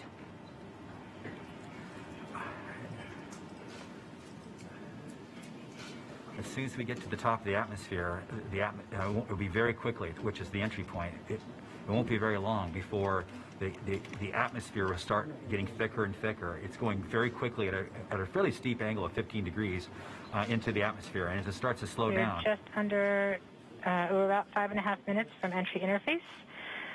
We're still receiving heartbeat tones. We expect to continue receiving heartbeat tones until about 5 minutes after entry. At that time, Perseverance will be no longer in view of our antennas here on Earth. About 90 seconds prior to entry, the Mars Reconnaissance Orbiter should begin receiving telemetry from Perseverance and streaming it to Earth in near real time.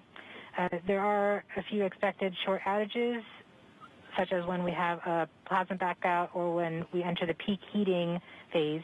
Aside from these outages caused by the plasma blackout, antenna switching, or high dynamic events, spacecraft events, we should have telemetry until about 90 seconds after landing. A plasma blackout is when the signal from Perseverance isn't strong enough to make it through the superheated, super fast air flowing around the spacecraft all the way down to Earth. Once the temperature drops below that peak heating, we do reacquire the signal from Perseverance. We are currently about 4.5 minutes from entry interface. Perseverance continues to report heartbeat tones, indicating everything is nominal. Okay, what we're looking for now is Mars Reconnaissance Orbiter should be in view soon of our vehicle and be able to listen to ones and zeros coming from a separate radio that's really designed to talk between spacecraft. Camera reports the electro radio is powered on, ready to receive signals from the lander. Okay, MRO is ready and able and waiting for to hear from our rover. Mars Reconnaissance Orbiter has reported that it's ready to receive the signals from Perseverance. It should be in a few minutes here. We're just Flight level 1 from entry interface.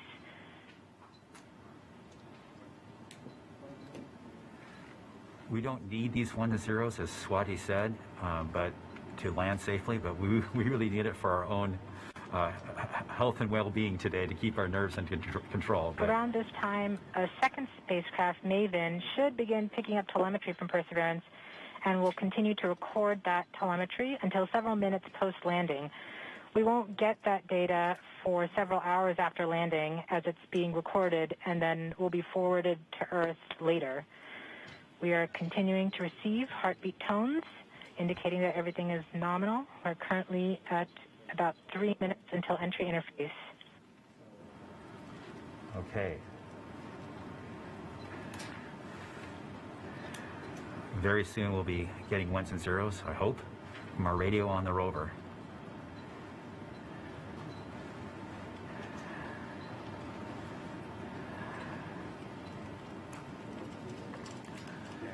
The entry interface is nothing more than just an arbitrary place in the sky that we've defined to be above the atmosphere.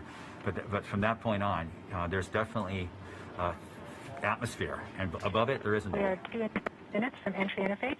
Perseverance is to transmit heartbeat tones, indicating everything is nominal. So the tones can tell us whether something's bad or not is happening. So far the heartbeat is doing well. So the vehicle thinks it's in good shape to land, which is a great sign.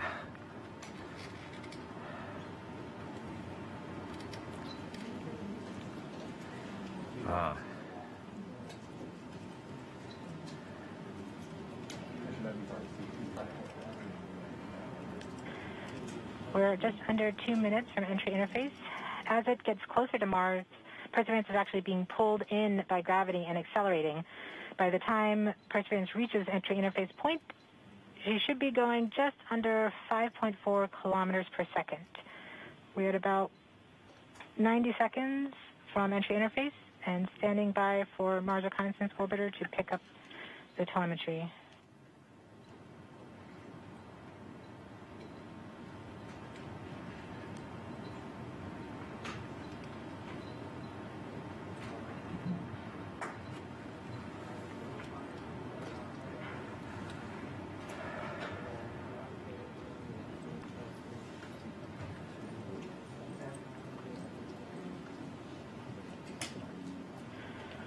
We are 1 minute from entry interface.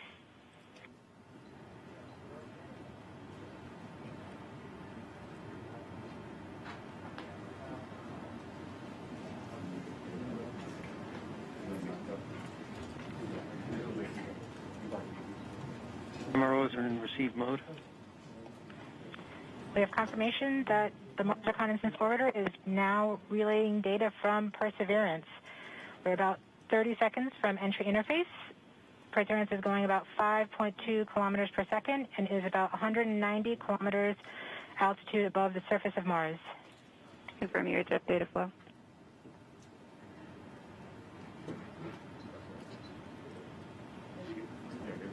About seconds from entry interface.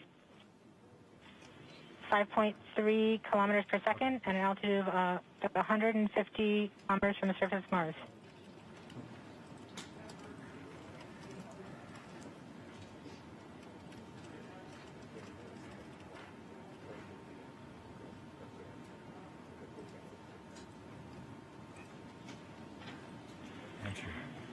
We have confirmation of entry interface. Perseverance is currently going 5.3 kilometers per second at an altitude of about 120 kilometers from the surface of Mars.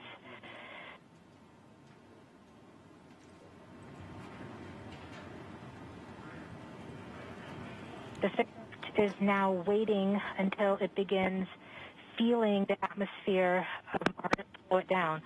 Once there is enough atmosphere, it will start controlling its path to the landing target.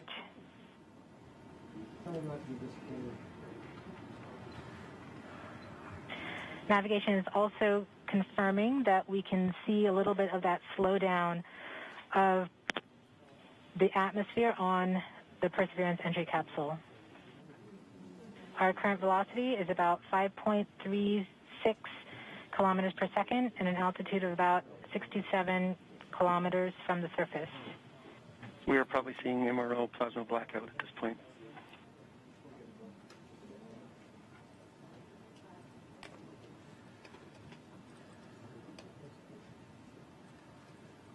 The vehicle should be doing its turns right now.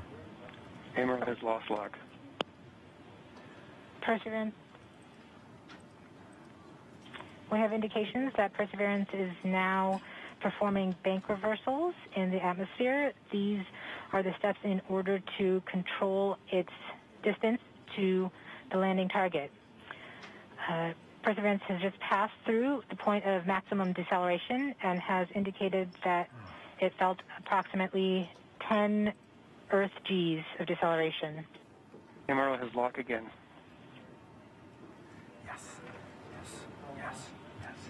We saw a small outage of the UHF telemetry from Mars Reconnaissance Orbiter during that peak heating phase, likely caused by the plasma blackout. Perseverance is still continuing to perform bank reversals in the atmosphere to control its distance to the landing target.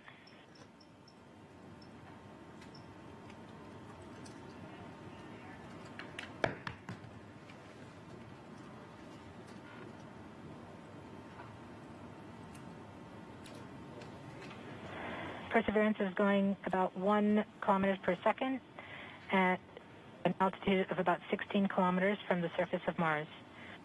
We have entered heading alignment, which means Perseverance is no longer trying to control the distance to Mars, to the target on Mars, but instead is flying straight to the target.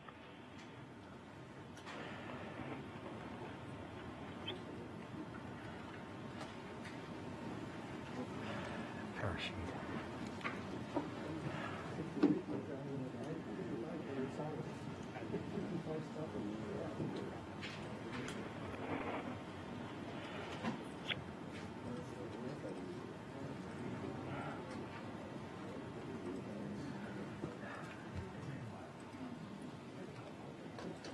Our current velocity is about 550 meters per second at an altitude of about 15 kilometers from the surface.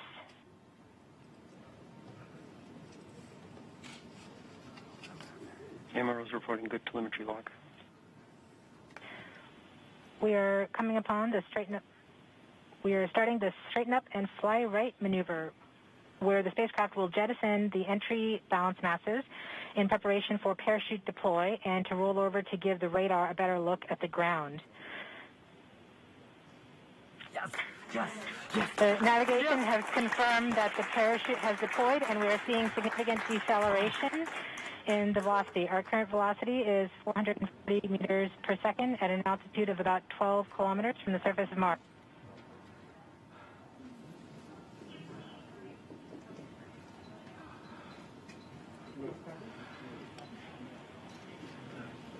Perseverance is now slowed to subsonic speeds, and the heat shield has been separated. This allows both the radar and the cameras to get their first look at the surface. Current velocity is 145 meters per second at an altitude of about 9.5 kilometers above the surface.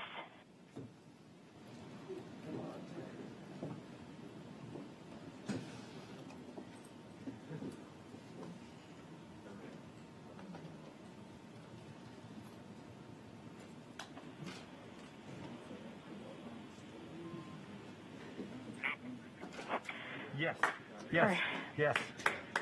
Perseverance now has radar lock on the ground. Current velocity is about 100 meters per second, 6.6 kilometers of the surface of Mars.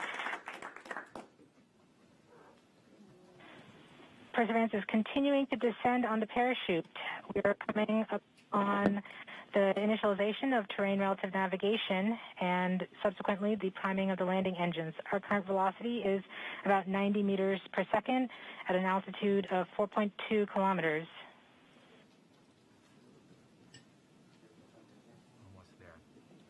We have confirmation that the lander vision system has produced a valid solution and part of terrain relative navigation. We have priming of the landing engines.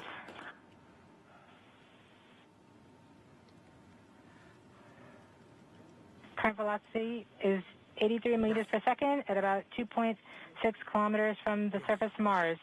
We have confirmation that the back shell has separated. We are currently performing the divert maneuver. Current velocity is about 75 meters per second at an altitude of about a kilometer off the surface of Mars. DRN Safety Bravo.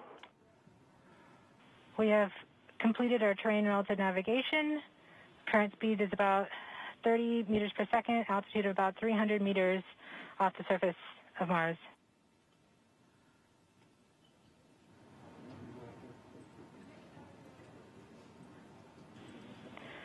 We have started our constant velocity accordion, which means we are conducting the sky crane, about to conduct the sky crane maneuver. We've lost direct-to-earth tones. As expected. As expected. Sky crane maneuver has started. About 20 meters off the surface.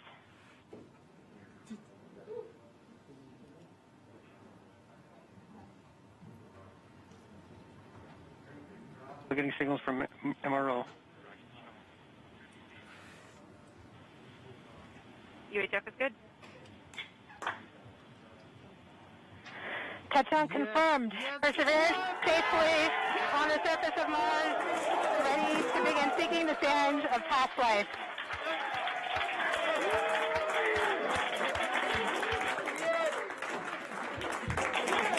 At this point, the descent stage has flown away to a safe distance. Perseverance is continuing to transmit direct through Mars Reconnaissance Orbiter to Earth.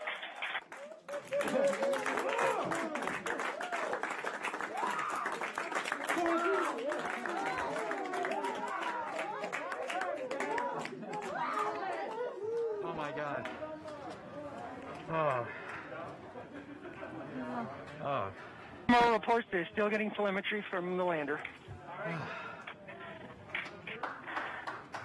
All right, all stations. We got it. Touchdown confirmed. We're going to wait for the images. Wow. This is so exciting.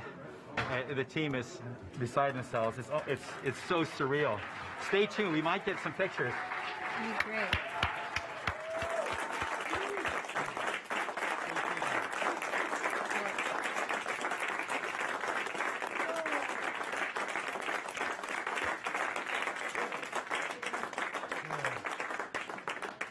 So much has been riding on this. Yeah, we just heard the news that Perseverance is alive on the surface of Mars. It's not Flight, we have seen the completion of EDL 3000. Copy activity. That is as expected.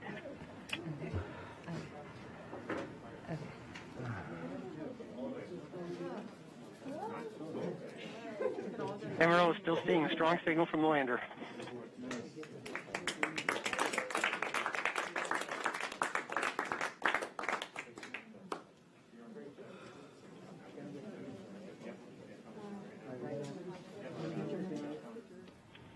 We have just heard the news that Perseverance is alive on the surface of Mars.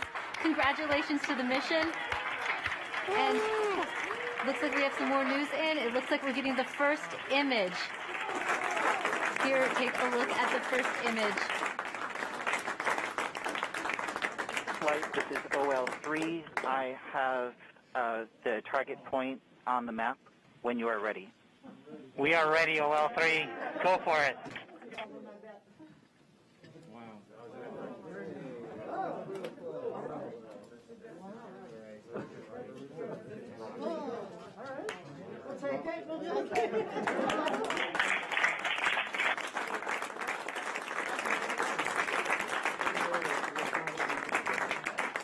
Flight, I'll be moving in, showing you the safe zone that we've landed in.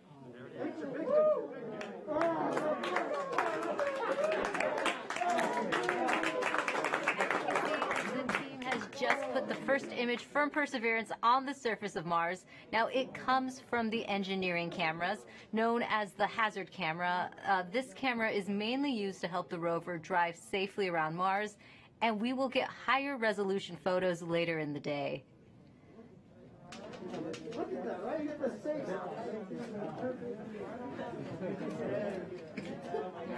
Look at the orange. Nice. This is amazing. Here's Andrew.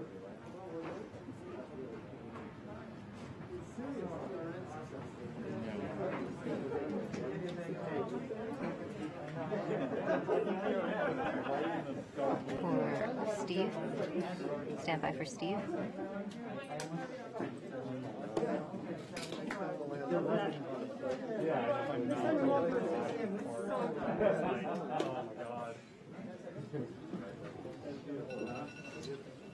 You did it. You did it. You did. You led the team. You made it happen. Congratulations.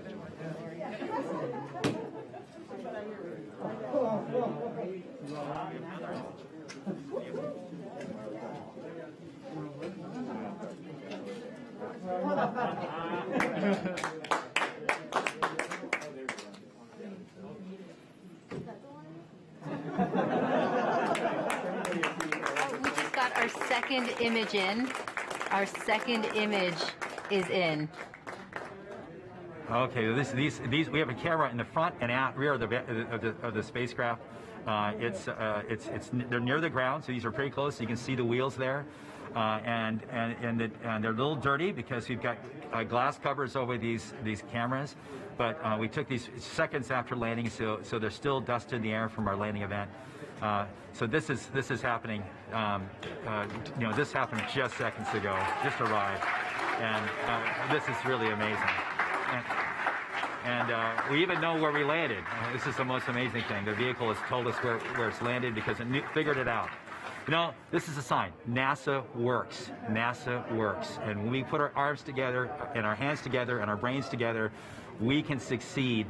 This is what NASA does. This is what we can do as a country on all of the problems we have. We need to work together to do these kinds of things and make success happen.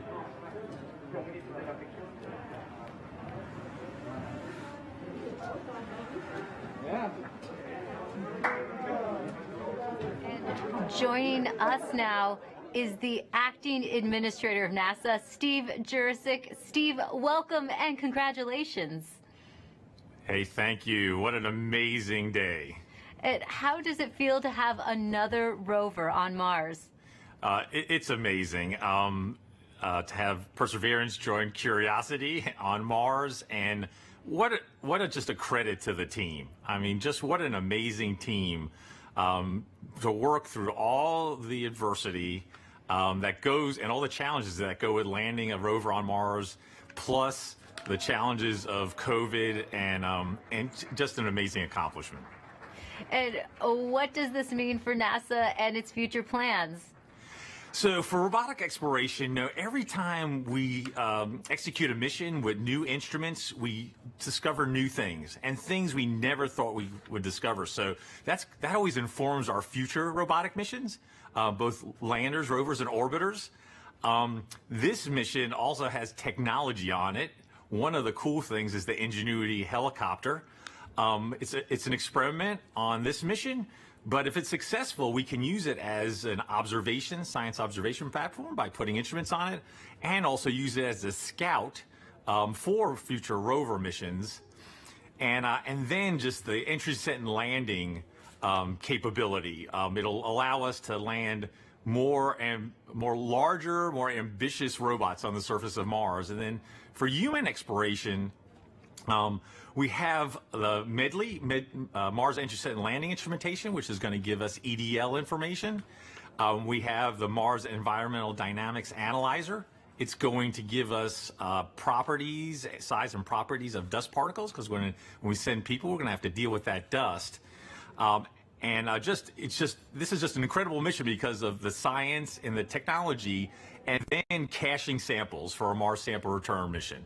That will be an amazing mission, the first round trip to Mars and back, and bringing those samples cached by Perseverance back to Earth to examine with state-of-the-art equipment in our laboratories here on Earth. We have so much to look forward to.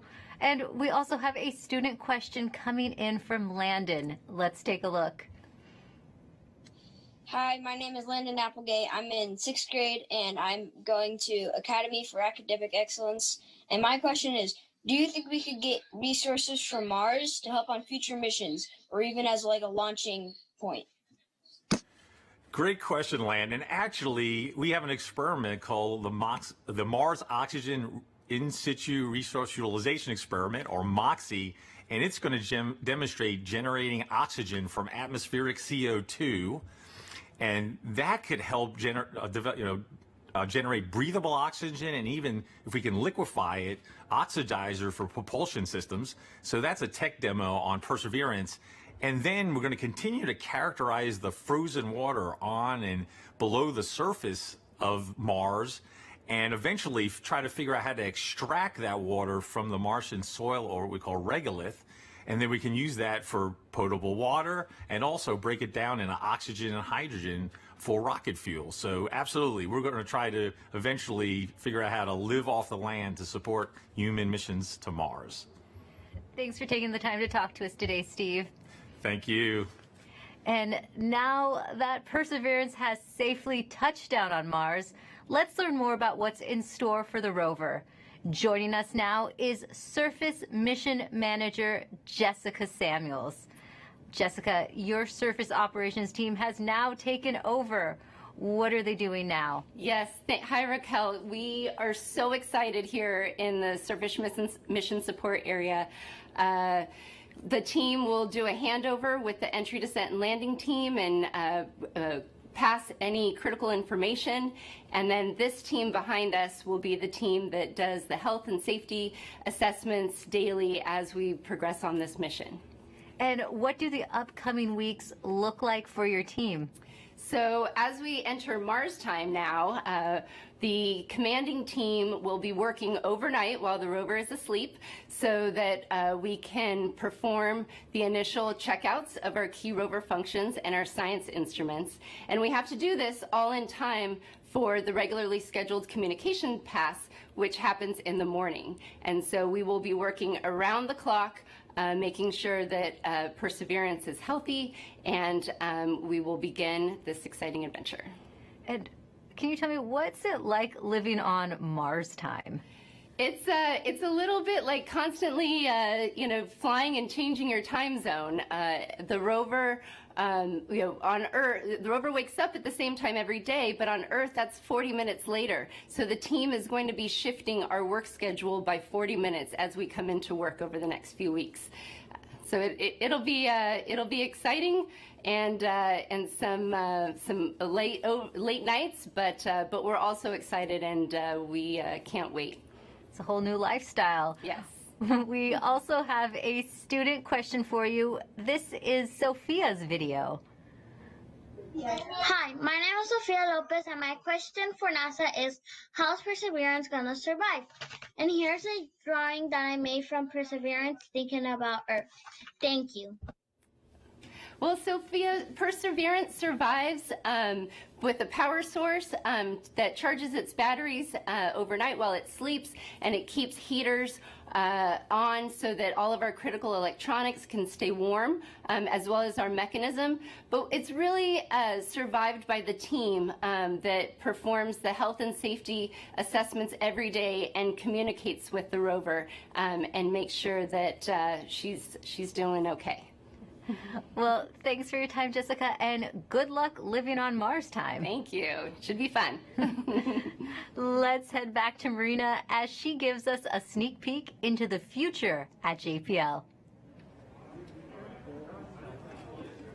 Thanks so much, Raquel. It's definitely bustling behind me. It's not quiet like it was just 20 minutes ago. And congrats to the whole team. What an amazing accomplishment. Mike Watkins is the director of NASA's Jet Propulsion Laboratory. He was the mission manager during the Curiosity rover landing on Mars. Welcome, Mike. Oh, thanks. Glad to be here. You can see all my mask markings on. Well, you were just celebrating, and rightly so. Now, you've been around for a number of Mars landings. What makes this one special? Well, two things. I mean, it's the biggest and best rover we've ever sent to Mars, and it can really, do amazing things in terms of, its own scientific exploration of this habitable environment, at Jezero. But, it's also, as you've heard today, it's the first step in Mars sample return. So really, it's not only doing its own mission, it's setting us up for a series of missions and to bring those samples back. And, a lot of the effort to develop the rover was specifically designed, for that sampling and caching system. It's one of the most complex robotic systems ever made. And, having it down safely means Mars sample return continues right on course, and we are moving forward. Wonderful. Now, JPL has a long history with robotic space exploration. Why do you think it's so important to continue to push those boundaries? You know, there's a lot of reasons. I mean, obviously, you know, for places that are far away like Mars and even farther away, you know, like Europa, right now robotic exploration is the only way we can make these scientific discoveries and really understand these early habitable environments. In the case of Europa, maybe it's even still habitable. And, you know, we're not ready to go there with astronauts yet, but the robots are ready to go there. And so we always, you know, are forerunners and pathfinders of human exploration. And we start by sending, you know, our eyes and arms there in the form of a robot.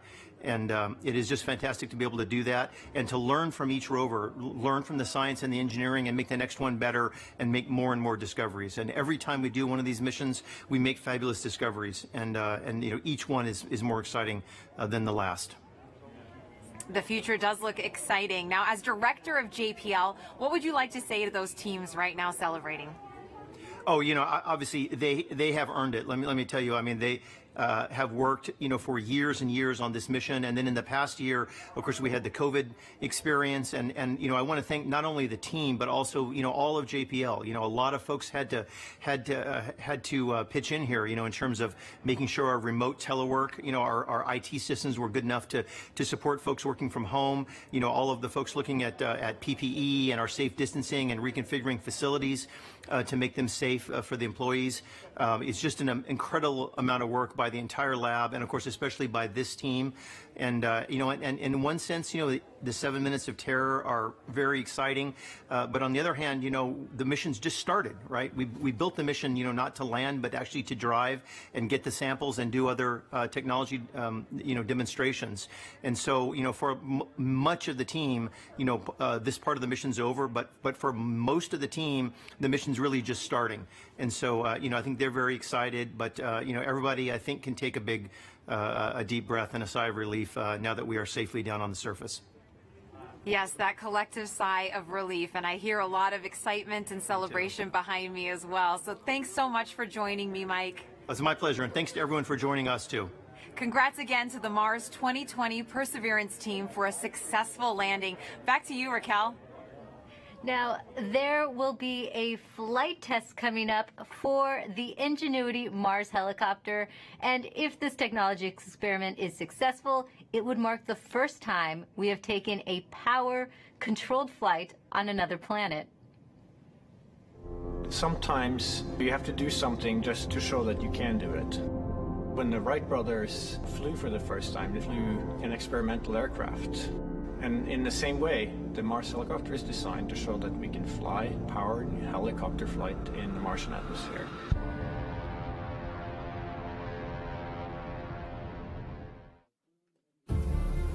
From day one, this was the unwavering dream of our team, to get our helicopter launched to Mars so that we can get that opportunity to do that very first rotorcraft flight test in the actual environment of Mars. It's extremely difficult to fly at Mars because the atmosphere is so thin. Compared to Earth, at Mars it's less than 1%. So the first and foremost challenge is to make a vehicle that's light enough to be lifted. And then the second is to generate lift. The rotor system has just been very fast. 2,000, 2,200, 2,400. 2,600. We're spinning between 2,000 and 3,000 revolutions per minute, and it takes a lot of energy. So it's that balance of a very light system, yet having enough energy that's needed to, you know, spin the rotor so fast to lift, and on top of it, having to design in the autonomy. It has to be fully autonomous from the time it takes off to the time it lands. What we do on the ground is we plan the flights, and so we determine from here where we want the helicopter to go. Our experiment window is 30 Martian days.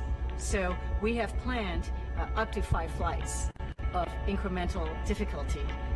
The very first flight, the main thing is we want to get the legs off the ground, and so we will basically go up about 3 meters, and we'll hover there, and then we'll come down again, and that will be the first, you know, really major milestone.